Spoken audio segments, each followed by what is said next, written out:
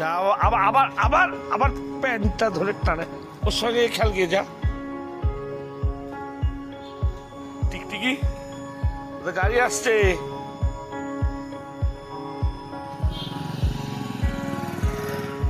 কাউকে না পেয়ে মহারানী চলে এলো।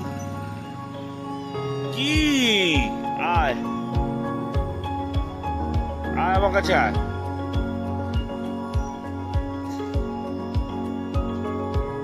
বদমাসের হাড্ডি এসে বসে বললো যা, ওর সঙ্গে যা, ওর সঙ্গে খেলা কর যা।